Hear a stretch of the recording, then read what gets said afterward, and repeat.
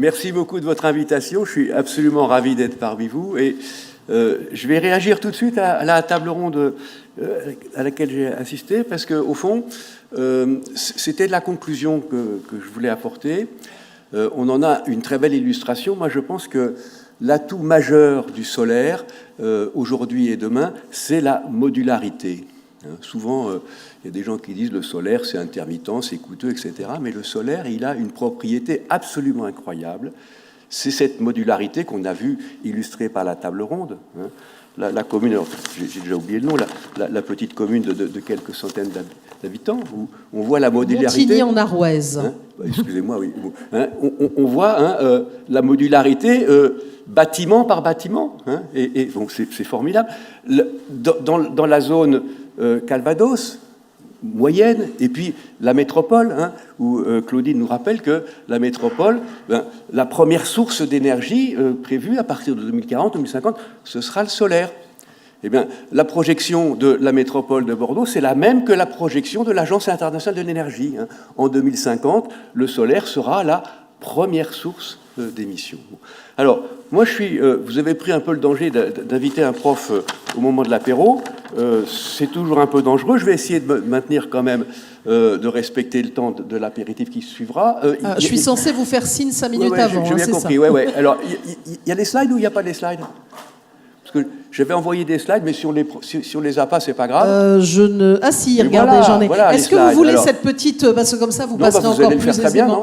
Oui, ce sera plus simple que vous le... Voilà, allez-y, je vous en prie. Alors, moi, je pense qu'on est engagé dans une révolution majeure. Cette révolution, c'est la bascule vers les énergies de flux. Nous sommes dans des sociétés qui utilisons depuis très longtemps des énergies de stock. Alors pendant très longtemps, le stock principal et quasi total d'énergie qu'on utilisait, c'était la biomasse, pour notre énergie primaire, les besoins alimentaires, pour ensuite la combustion, ensuite avec la traction animale, mais pendant des siècles, on a vécu avec ce prélèvement dans le stock de biomasse, et en réalité, ce stock, la limite d'utilisation, c'était la capacité de renouvellement de la biomasse grâce à la photosynthèse. Ensuite, pendant un siècle et demi, on a démesurément accru l'énergie qu'on allait chercher dans les stocks grâce à 3 produits, le charbon, le pétrole et le fossile, qui étaient à l'origine de la biomasse qui s'est fossilisée. Et du coup, on a envoyé un énorme choc dans le milieu naturel, puisque ce que la nature avait mis des millions d'années à fabriquer en énergie fossile, on l'a brûlé en 150 ans, d'où l'urgence climatique à laquelle ont fait allusion les 3 intervenants précédents. Et puis, on voit que depuis à peu près 2 décennies, apparaît encore marginalement au démarrage des énergies de flux qui prennent de plus en plus d'importance, et c'est le début de la bascule vers des énergies de flux. Alors ces énergies de flux, en réalité, elles sont connues depuis très longtemps, ce n'est pas une révolution technologique. Et j'ai beaucoup de plaisir à introduire cette présentation avec deux figures du photovoltaïque ou de l'énergie solaire. En haut à droite, c'est Becquerel, Edmond, le père. C'est lui qui a mis qui a le premier découvert l'effet photovoltaïque. Enfin, il n'a pas l'effet photovoltaïque existait, mais c'est lui qui a compris comment ça marchait. Bon. Et puis, bon, alors lui, c'était un pur scientifique. Il n'est pas sorti des laboratoires. Il a eu une progéniture puisque son fils a trouvé la radioactivité. En bas à gauche, c'est un autre physicien. Lui, il est sorti des laboratoires, il a créé des entreprises, il a fait faillite plusieurs fois. Ça arrive souvent que lorsque les profs montent des entreprises entre eux, en général, ça fait faillite. C'est Augustin Mouchot. Augustin Mouchot, il a inventé le premier cuiseur solaire qui a été présenté à l'exposition universelle de 1868. Donc vous voyez que les énergies de flux, ça a démarré, il y a très longtemps qu'on sait faire de l'énergie de flux, j'appuie sur la mauvaise, voilà. Et quelles sont ces étranges machines en haut à droite, le panneau photovoltaïque que Fritz essayait de mettre en place à Manhattan dans les années 80. En bas à droite, la première pile à combustible, c'est les années 50. Souvent, c'est attribué, on dit, c'est un anglais, c'est pas du tout un anglais, c'est un Gallois qui l'a inventé, il s'appelait Grove. Et puis, à gauche, c'est la première éoliennes qui fabriquaient du courant, qui était branché des batteries. Ça date également des décennies 1880. Donc, dans le système énergétique, il y a un flux incroyable d'innovation qui apparaît au XIXe siècle. Il y a aussi le moteur à combustion, il y a évidemment Edison avec etc. Bon. Et pendant un siècle et demi, toutes ces innovations qui sont basées sur les énergies de flux vont être sorties du système parce que les promoteurs des énergies de stock à base de fossiles vont gagner à peu près toutes les batailles des coûts. Je ne vous fais pas l'histoire parce que je serais beaucoup trop long. Et j'en viens maintenant à ce qui se passe depuis 2 décennies. Se passe depuis 2 décennies un renversement qui, à mes yeux, est absolument historique. C'est que les énergies fossiles de stock ont perdu la bataille des coûts sur la production d'électricité. C'est ce qu'on voit sur ce graphique qui doit être bien coutumier pour vous. Je ne rentre pas dans le détail, que vous soyez sur le solaire photovoltaïque, sur la concentration, sur le flux de vent. On a un renversement total d'échelle avec, vous voyez, la zone de rentabilité des énergies fossiles en bas. Dans tous les cas, les agences internationales qui font les comparaisons voient que, et alors c'est particulièrement spectaculaire sur le solaire photovoltaïque, on croise les courbes du fossile et puis on descend en dessous des courbes des fossiles. Donc ça, c'est vraiment le nerf de la guerre. Et ce qu'il faut comprendre sous l'angle économique, excusez-moi, je suis professeur d'économie, donc c'est toujours un peu, les économistes vous ramènent toujours à des considérations un peu casse-pieds. C'est pas du tout une accélération du progrès technologique, c'est pas des ruptures technologiques, elles ont été faites il y a plus d'1 siècle. C'est le changement d'échelle. On change l'échelle de production et on passe à l'échelle industrielle. Alors ça concerne évidemment la production des équipements, mais cet effet d'échelle, on va le retrouver à l'amont dans l'industrie photovoltaïque, c'est l'échelle de la production des matières intermédiaires et notamment des fonderies. C'est également les changements d'échelle à l'aval avec le coût des batteries qui s'effondre parce qu'on change l'échelle de production. Et puis il y a un autre facteur très important auquel vous avez fait allusion également, c'est ce qui se passe sur les réseaux. Les réseaux énergétiques ont longtemps été très peu intelligent au sens moderne du terme, et puis aujourd'hui on voit que la convergence entre les nouvelles technologies, les technologies d'information et les réseaux informatiques apporte de l'intelligence, et notamment ça permet de gérer beaucoup mieux les pointes, et ça permet d'agir à la fois sur l'offre et la demande. J'étais très frappé que nos 3 intervenants ont parlé de projets qui font à la fois allusion à l'offre et la demande. Donc tout ceci fait qu'on est au début de cette révolution du passage des énergies de stock vers les énergies de flux. Dans les énergies de flux, on a les flux hydrauliques qui ont été les premiers à être utilisés, on a les flux éoliens, mais tous ces flux, sur le plan énergétique, sont dérivés d'un flux primaire, qui est le flux solaire, qui est le flux, toute l'énergie qu'on utilise, en fait, ça vient de l'énergie solaire, comme c'est transformé par la photosynthèse. Et donc pour moi, dans la révolution du passage des énergies de stock vers les énergies de flux, l'énergie solaire est le maillon le plus important, le plus déterminant, et du reste, à peu près toutes les projections aujourd'hui sur les systèmes énergétiques, que ce soit à l'échelle d'une métropole comme à Bordeaux, à l'échelle du monde comme l'Agence internationale de l'énergie, c'est toujours la montée incroyable de cette énergie pas photovoltaïque, mais aussi solaire. Alors, pourquoi est-ce qu'on ne va pas plus vite ? Pourquoi est-ce qu'on ne va pas plus vite ? C'est un peu la question qu'on se pose tous. Bon, en tant qu'économiste du climat, je vais vous dire une chose assez basique. Si on fait cette révolution énergétique en 2 décennies, dans le monde, pas uniquement chez nous, mais c'est pas chez nous que ça va le plus vite, on a des chances, on a quelques chances de limiter le réchauffement en dessous de 2 degrés. 1,5 degré qu'il faudrait vraiment accélérer, et surtout faire des choses parallèles sur le carbone vivant, donc tout l'aspect qui a été évoqué aussi, les puits de carbone et autres. Mais si on fait le business as usual, on sera beaucoup trop en retard. Et un retard de 2 à 3 décennies sur le rythme de déploiement des énergies de flux, c'est 1 ou 2 degrés de plus sur le réchauffement climatique. Ça veut dire que l'habitabilité de la planète à moyen terme, elle est complètement dépendante du rythme auquel on va être capable de faire cette bascule vers les énergies de flux. Il me reste à peu près 10 minutes encore. Hein, oui, oui. Non, parce que je respecte. Vous avez une bonne quinzaine de minutes. Mon premier souci, c'est de vous préserver un temps de déjeuner ensemble et d'échange ensemble. Bon. Alors, c'est quoi les blocages et c'est quoi les facteurs d'accélération? Alors, le premier blocage, il faut quand même être conscient et de temps en temps ramener les choses à leur réalité, c'est qu'il y a un pays dans le monde qui en avance sur tous les autres dans cette révolution, ça s'appelle la Chine. Vous savez combien le débat aujourd'hui est vigoureux sur les droits de douane, les machins, etc.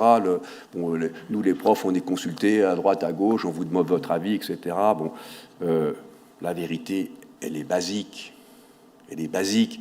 Ce qui fait la chute des coûts, c'est les économies d'échelle, et ce qui a fait les économies d'échelle, c'est la stratégie chinoise, qui avait des moyens, parce que l'économie du photovoltaïque, c'est une économie très capitalistique. Hein. Vous avez votre dépense en capital au démarrage, donc si vous n'avez pas un coût d'accès au capital, vous allez bloquer. Bon.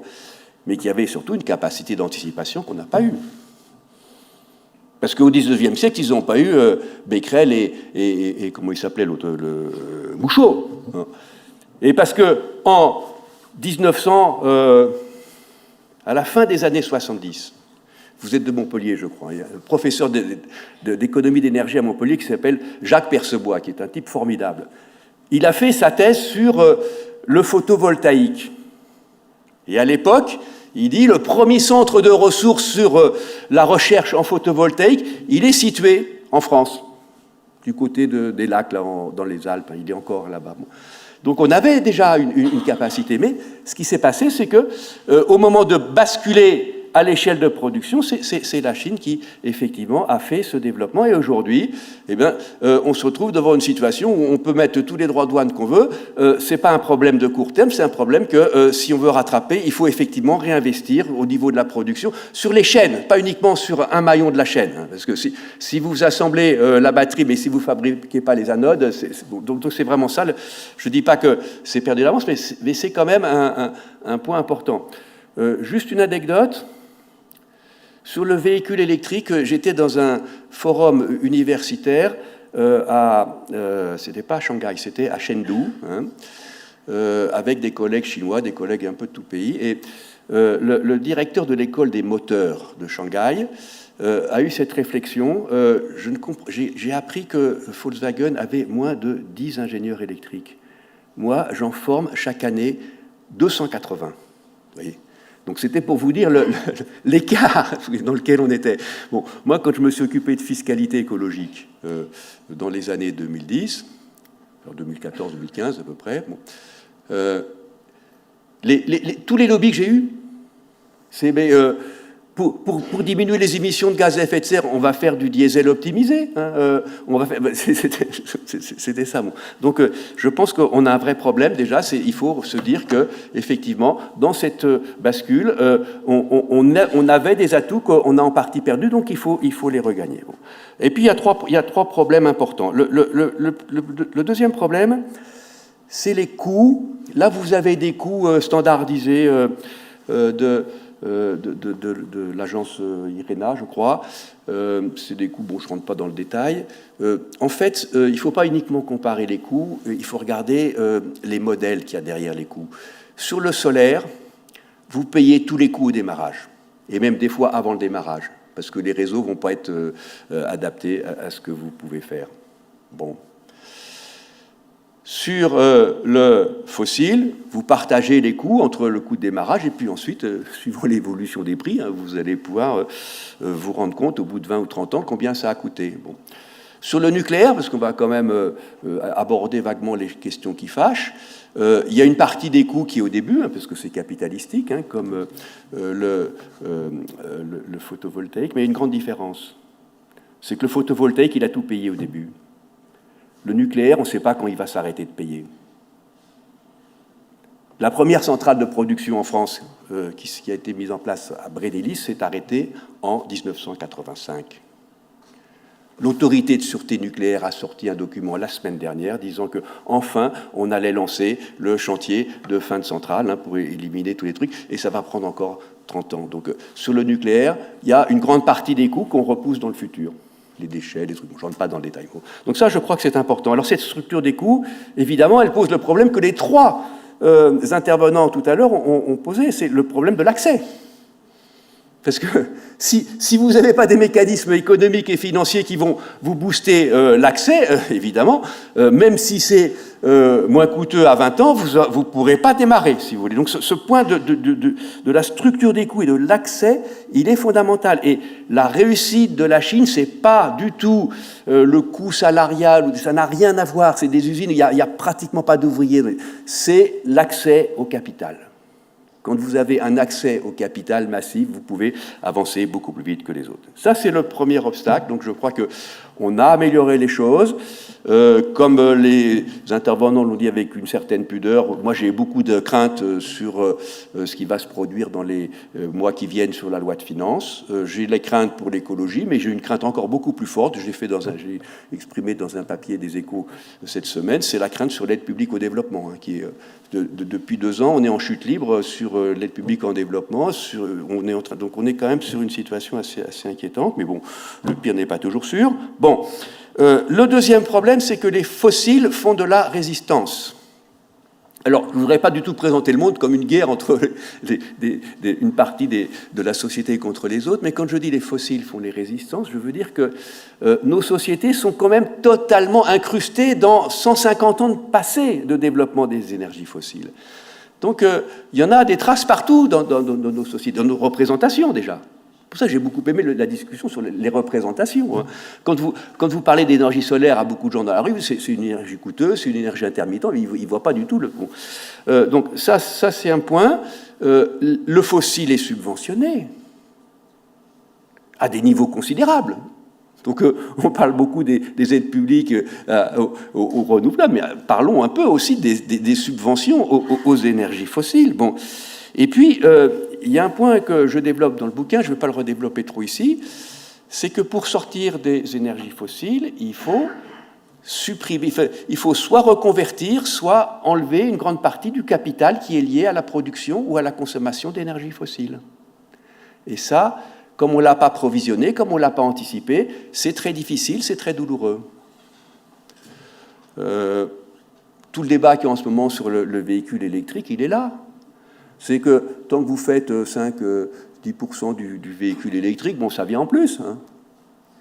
Mais la vraie difficulté, c'est quand il faut commencer à retirer complètement les véhicules qui fonctionnent avec le moteur à combustion. Ça, c'est un point quand même, je pense, très important. On n'a pas du tout anticipé ni provisionné dans la transition énergétique ce que va coûter le désinvestissement, la sortie de l'énergie fossile, alors qu'on sait très bien, on l'a fait déjà pour le charbonnage, combien ça coûte de sortir de l'énergie fossile d'une économie. 3, les réseaux. Bon, alors, je vous présenterai les 2 slides après. Les réseaux, bon, ça a été dit, c'est connu. Si on ne fait pas suffisamment d'investissement dans les réseaux, on ne va pas pouvoir utiliser toute l'énergie de flux, même si, effectivement, les modèles d'autoconsommation limitent, mais même les modèles d'autoconsommation, vous avez quand même besoin du réseau. Bon. Et puis, dernier point, je le mets uniquement en dernier, parce que c'est toujours mis en premier. Bon, effectivement, il y a une difficulté sur l'intermittence. Bon, cette difficulté sur l'intermittence, elle est totalement surdimensionnée par souvent des lobbies, du reste, qui veulent ralentir la bascule vers l'énergie de flux. On a déjà beaucoup progressé avec la réduction du coût du stockage dans les batteries. Ça, c'est pour le coût à court terme. Sur le coût à moyen terme, on voit bien que le développement d'un hydrogène à partir d'énergie de flux permettra de faciliter le stockage intersaisonnier, plus le stockage à court terme. Bon. Et puis, je trouve que, c'est ce que je disais tout à l'heure, on ne met pas du tout suffisamment en avant l'énorme atout qu'a surtout le solaire par rapport aux énergies de stock, c'est la modularité. La modularité, c'est absolument incroyable, hein. Vous avez aujourd'hui, là j'étais il n'y a pas longtemps en Afrique de l'Ouest pour le compte de l'ONG dans laquelle je travaille, vous avez partout, dans le moindre souk aujourd'hui, des petits kits solaires avec, et puis vous avez de l'autre côté des fermes photovoltaïques géantes, et puis vous avez des tas. Donc le photovoltaïque, c'est la modularité par excellence, hein. Vous pouvez utiliser une cellule pour recharger votre batterie. Donc cette modularité, c'est, je pense, une force incroyable pour le déploiement, et c'est cette force qu'on a vue tout à l'heure dans la table ronde. C'était vraiment pour moi le message essentiel, c'est cette modularité qui fait que vous êtes dans une grande métropole, vous êtes dans un petit village, vous êtes intermédiaire, et bien de toute façon, on peut moduler complètement, et on peut même moduler après à l'intérieur entre maisons, puis on peut ensuite moduler entre la voiture et le bidirectionnel. Moi j'étais ravi de ce que vous avez dit sur le bidirectionnel, parce que la chaire économie du climat a fait les deux premières thèses sur le bidirectionnel, on les a produites chez nous dans le monde académique. Donc voilà, si vous voulez, un peu le big picture. Alors je voulais dire quand même que deux choses en conclusion.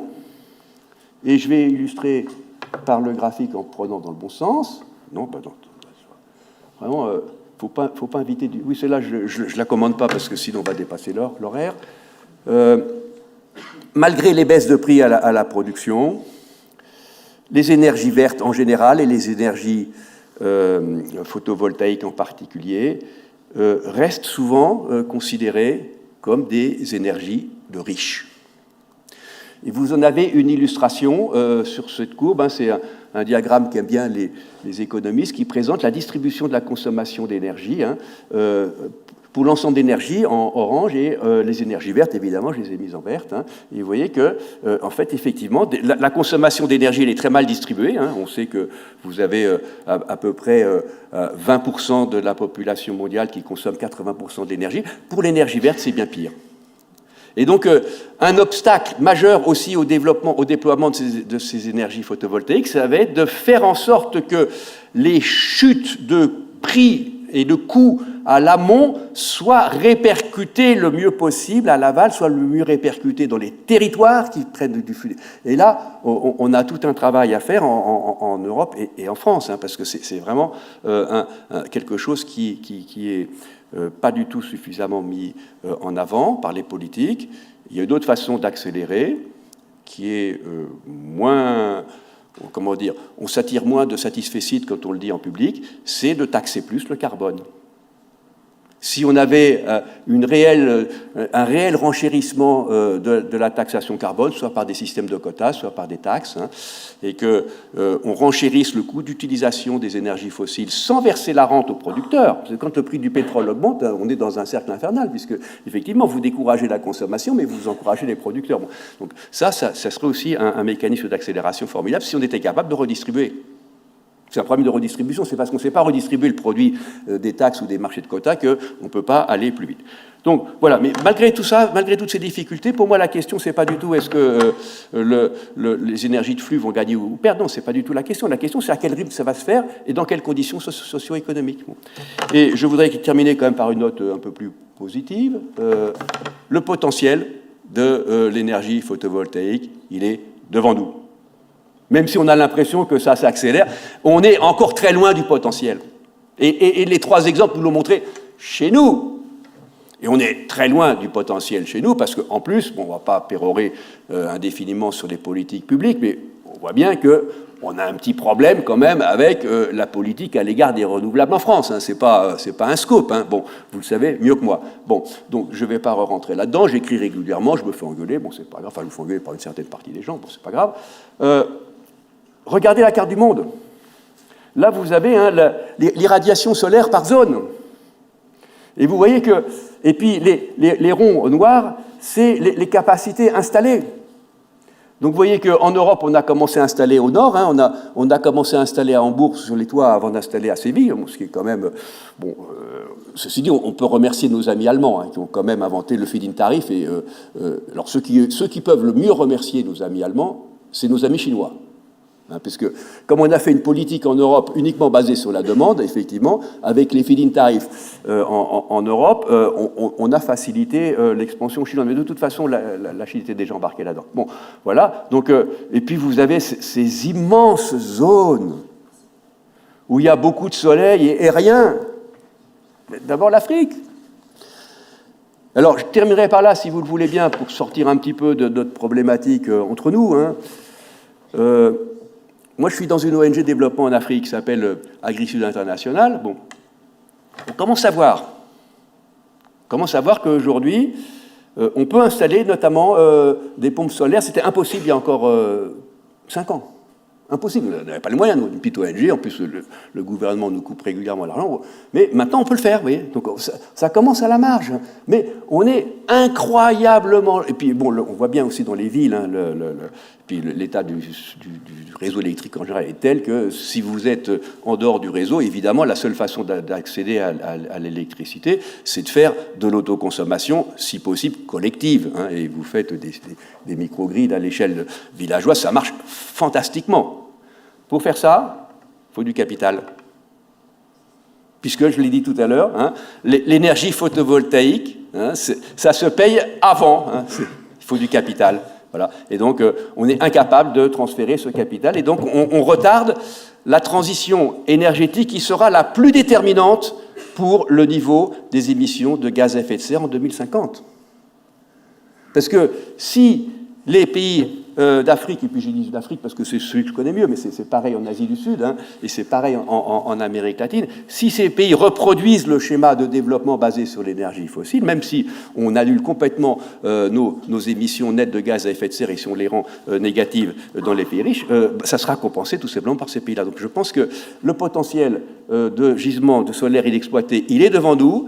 Il est aujourd'hui sous-exploité parce qu'on a du mal à faire de cette énergie une énergie de masse accessible à tous. Et c'est vrai chez nous, c'est encore plus vrai si on regarde à l'échelle du monde. Je vous remercie pour votre attention en vous présentant cette dernière slide qui est un amphithéâtre à l'université Paris-Dauphine. Vous avez l'impression que les étudiants sont extraordinairement attentifs en cours, un peu comme vous l'avez été vous. Non, en fait, c'est une AG où les étudiants sont en train de voter une grève, si vous voulez. Merci de votre attention.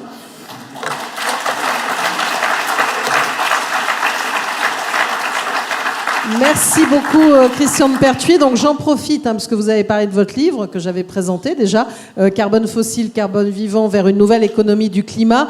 Enerplan vous offre ce livre. Vous pouvez le trouver à la table d'émargement qui est dans l'entrée si vous voulez récupérer. Avec un cadeau bonus, c'est un marque-page souvenir de l'université. Vous voyez, c'est quand même marquant. Merci en tout cas à vous encore d'être venus.